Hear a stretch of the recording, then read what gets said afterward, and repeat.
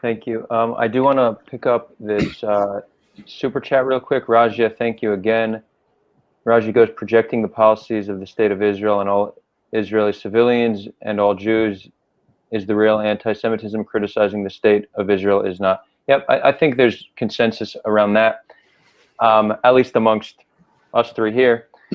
You know, Ken, you brought up an interesting point, how the social sciences often look to simplify definitions because then they're easier for people to understand and easier to use. And there's kind of a trade-off, because in simplifying, it's true that in simplifying it, it's easier to know how to use these terms, but then it doesn't really get to the gist of the complexities of these different forms of hate.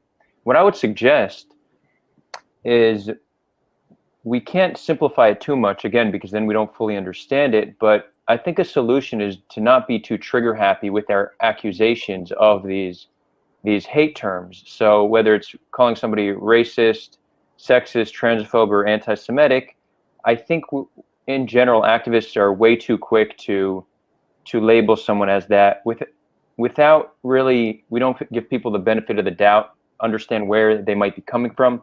Perhaps it's ignorance.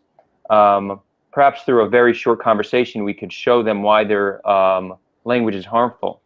But when we have this culture of just calling somebody anti-Semitic or racist, not only do we overuse the term and kind of dilute its meaning because people no longer take it seriously, but we're not doing the real education in explaining to people why what they're saying is harmful. So I would suggest to people, if someone says something anti-Semitic, explain to them why what they said is wrong. Don't just call them an anti-Semite. It's going to be a much more effective way to change people's minds and educate people about these forms of hate.